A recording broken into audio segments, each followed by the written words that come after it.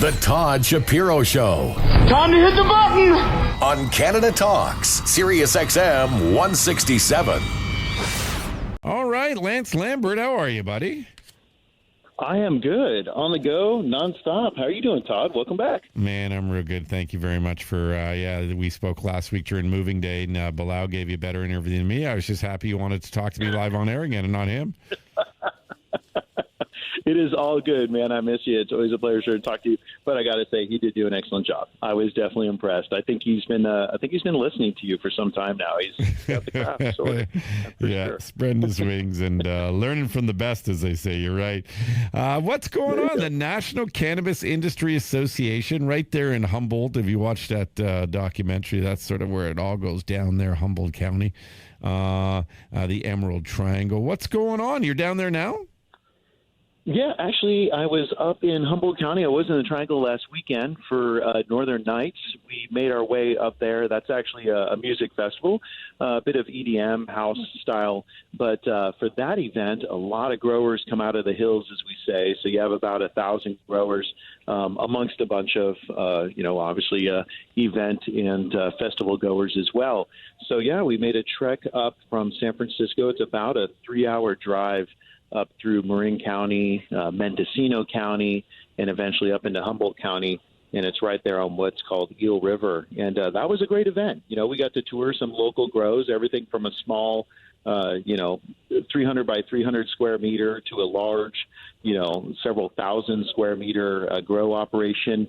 So we're getting some material together for a podcast, as well as for a series we have called This Is My Craft, where we essentially go out and interview these guys and just hear their story and what makes their product and their company unique in this ever more competitive industry. So that was over the weekend, and then put another few hundred miles on the vehicle and made a trek down here to San Jose. So here for, as you mentioned, the National Cannabis Industry Association, NCIA's big annual event in San Jose, California, which is in the South Bay, just about 45 minutes south of San Francisco. So it was interesting going from the backwoods and up in the Triangle down here to business suits and air conditioning. Yeah, what a definite extreme there. But the one common theme is that people do love their cannabis. People want to profit off their cannabis, and people want legalization in your country of cannabis, much like we have here in Canada. And it's my weekly question to you: are there any updates on that, Lance? Man, it's definitely still a work in progress. I wish I could say there's more. There are dozens upon dozens of acts and potential changes of law that are going on right now over in D.C. It's definitely been quite a bit of movement, though, as far as more conversation around legalization. A thing that's motivating it is the fact that due to the days that it was fully prohibited, and so essentially pre-medical and, of course, pre-adult use in states, just how much it was really a hindrance and how it really segregated the country. That's one thing that people bring up is the racial segregation that came out of the Prohibition era. So a lot of the conversations around legalization is not just normalization of cannabis in general across the state, but it's opening up opportunities to all ethnic groups, races, and genders. Because, as it goes legal, unfortunately, there is one or two groups that always seem to be left out in many of the states and counties and cities. Addressing that is something that's come to front and center in a lot of the legalization lobbying efforts now. So that's nice to see. We need to get to that place, and we need to empty the prisons with these people that are getting arrested for frivolous little infractions, so slowly but surely moving in the right direction. I must say, though, I thought, we've been talking on air, Lance, for quite some time now, and I thought there would have been more progress within the United States. I would have thought more from consumers and more from civilians and more from voters to start really demanding that, hey, look what's going on in Canada. We're privy to it. We see it, and people aren't going out there and, committing crimes and not showing up to work, and they're still being accepted into heaven and all this kind of stuff. Like, I'm still sort of amazed by how archaic it seems like your country is acting on this. I agree. I mean, and that's one thing that, and not to say it doesn't happen, in democratic countries any different than other countries, but that's one thing that is a bit frustrating is a lot of the individuals, the powers that be, as we say, that are at those higher levels in the political space, their ideology towards the plants and what has become the industry is quite archaic. You still have individuals that are quoted as saying, I still see this as a gateway drug. I still see this as something that is a threat to mankind. And to your point, it's become quite frustrating because a vast majority of the populace, we now see that 2/3 of this country are definitely in favor of legalization. And I think everyone's just ready to move on already. You just legalize it and let us move forward like Canada has done, like Mexico is doing, and like dozens of other countries have done around the world. So it is a little frustrating. It's education as well. Then there's catch-22s that are used by those same folks that say, there's no studies that prove this. There's no studies that prove that. So now you have a group that's saying, well, if you would allow studies and if you would allow us access to legally do these studies within the states that we reside, then we could prove that there are benefits to this plant. So again, it's kind of an interesting situation. It's an interesting time. We do feel like, again, we have a vote coming along here in the not too distant future to find a new leader of the free world, as they say. And that's where I think a lot of people feel that there are things that are going to happen between 2020 and 2022. There's just definitely that ideology that it's going to take maybe a changing of the guard at the highest level in order for that to do so. But you never know. It could happen sooner just based on the level of people that speak their voice and speak their mind. Lance Lambert from BovedaInc.com, the global leaders in two-way humidity control. We have a caller, John from Michigan, would like to chime into the conversation, if you don't mind, Lance. Hey, John. Sure. Hey, Todd. Hey, Lance. How are you this week? Good. Thank you, John. Good. Actually, I'm kind of glad you brought up the divide amongst different groups who have not, maybe profited from the legalization and or prohibition of some things. The NAACP convention is actually staying in the building that I'm working in Detroit this week, and two of the featured speakers are Nancy Pelosi and Pete Buttigieg. And I was kind of wondering if that might actually come up during their convention, and if anybody will actually address this on a national platform about the legalization of marijuana. And I agree. Those are definitely two camps that you're right. I think it is something, and we're seeing it, and John, you're probably watching no matter what news station or what late night show, where it seems like it is more of a conversation as the race becomes closer to a reality for us, that more people are they're putting it out there on the table and saying they're either pro or they're not saying anything at all about the topic. But I think it's something that's going to come out more often in speech and conversation as these guys hit the junket and get out there, and hit the states, especially the ones that have already legalized, to give their vocal input on it. It's something that I just don't think was quite front and center with our last election, right? It wasn't a main topic, but it seems like so much has changed. You feel like you've seen that and heard that in the news over the last year or two? I see the changes, but you know what, Todd, I think you brought this up, too, about Trump getting reelected by saying he's going to legalize marijuana, and I have not yet seen somebody from the left of the spectrum come up and blatantly or just flat out say that they are for, that they're on their agenda is the legalization of marijuana. And I think that would actually give them a better leg to stand on rather than just saying we want to get Trump out of office. There's got to, I think, somebody from the left, and I would think it might be Pete Buttigieg who might do that. Yeah. And I think it's going to be interesting because you have the old guard with Nancy Pelosi and Pete in the same place, same time, speaking to the same group. And those were the only two major players besides the Surgeon General that I saw that are going to be, there's a lot of major players addressing this, but as far as running for president, those are the only two that I saw that were going to be addressing the convention. Yeah, and you're right. And Pete Buttigieg definitely comes to mind. I mean, he is one that has even just referencing Late Night with, I believe he's on Jimmy Fallon, where he kind of jokingly showed his support towards cannabis in a skit that they did. But I agree, you're right. They haven't made it a core focus of their platform. It's been more of a passive in conversation, it seems, which, to your point, I think it would benefit them. Again, when we're talking about more than 2/3 of the population saying, hey, we're okay with this. It might more so be we're okay with it from a medical standpoint than we are from an adult use or recreational standpoint. Still, for the fact that the majority of this country saying, this is okay. It's not as bad as we were brainwashed thinking back in the Nixon days or the Reagan days, I think speaks volumes. But you're right, no one's put it top dead center as a speaking point as they continued to be out there on the road. Also, guys, I just think that at this point, Trump is probably feeling pretty strong about being reelected. And I mean that, despite what most lefts think that's not a chance in hell. Well, unfortunately, there's far more than in this world what dictates what people think than Twitter.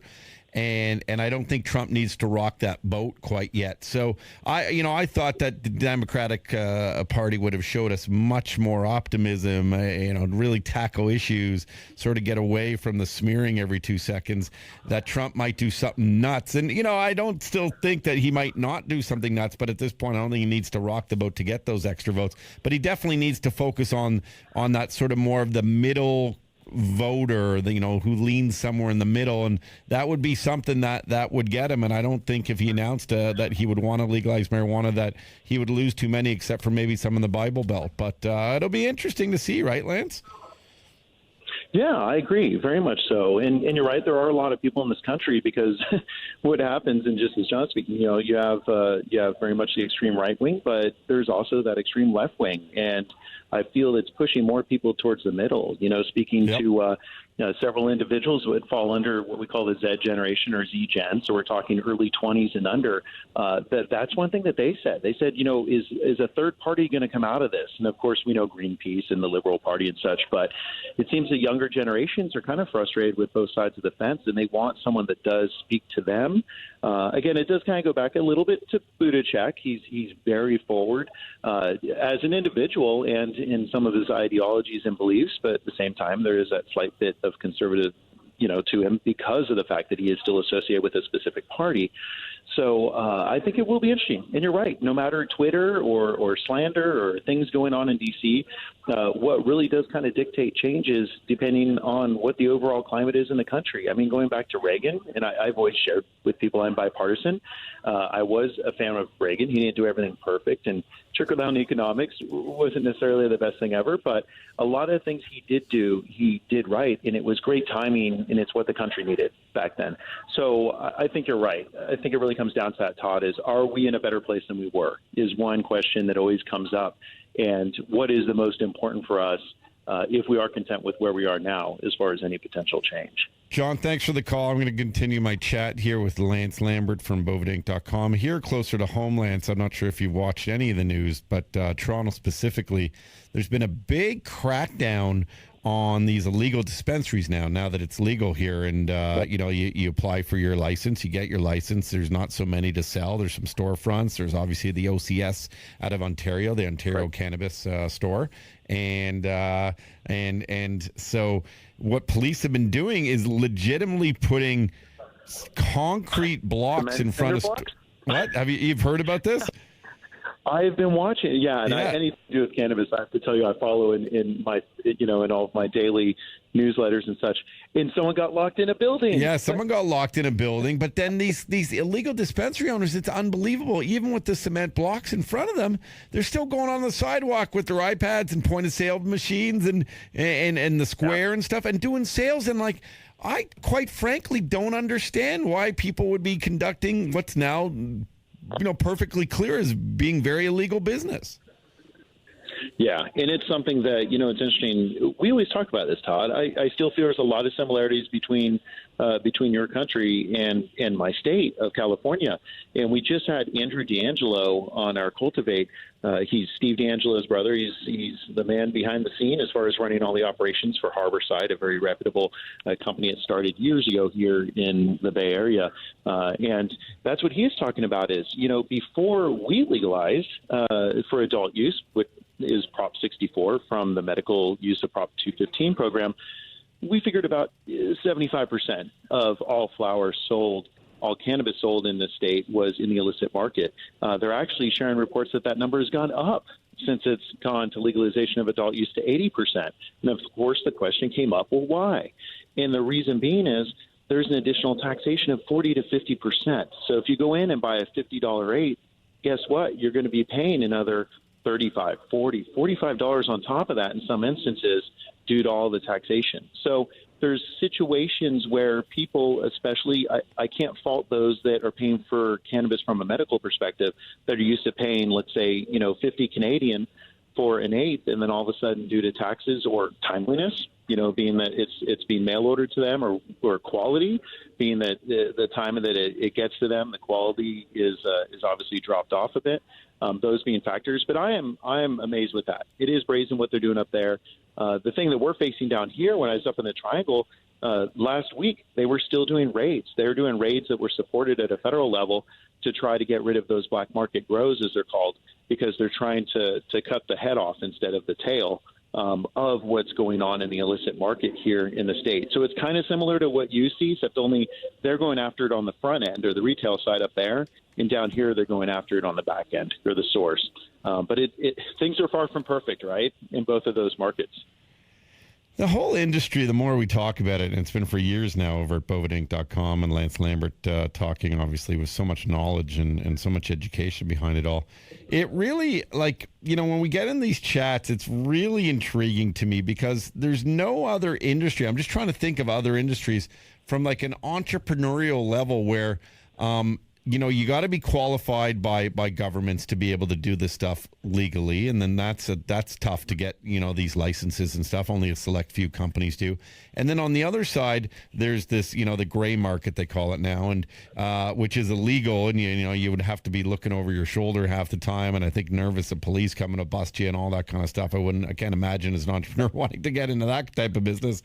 Yet what other industry sort of has these two dichotomies to it, and I mean, I guess there's a legal trade and everything, but the cannabis one, this is why I can't fathom, because it's never going away. So why don't the governments just across the board just figure this out, try and eliminate the gray markets, and just make the stuff much more legal on a much more grand mass scale across the planet? I agree. I definitely agree. It's something that beyond it's never going away. So why not make it illegal and collect? But it's not. Yeah. Yeah. No, I think I agree with you. I mean, in both of us, right? Hey, you all are celebrating your year anniversary here in October. We celebrate our year anniversary to adult use legalization in January. So both. Again, both markets we're speaking of are within that first year, 18 months. And it does worry me. Is it going to take another year and a half, another 2 years, another 3 years before they get this sorted? How much more effort, how much more emphasis? And really just, getting through it all and make it accessible. Because the one thing I'm concerned, again, being a medical advocate, is how are these changes affecting the people that sincerely need this product?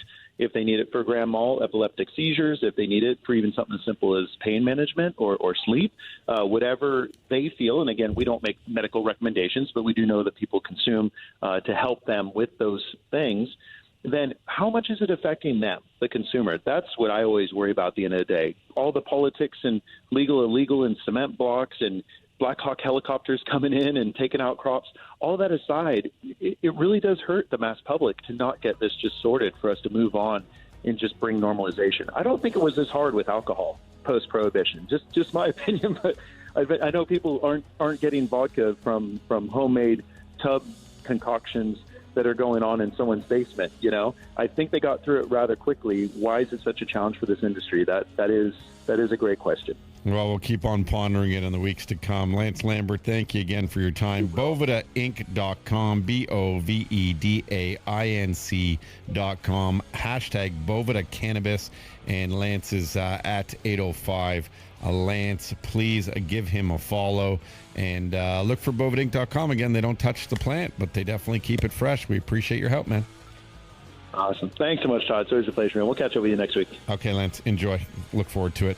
This is the Todd Shapiro Show on Canada Talks, SiriusXM 167.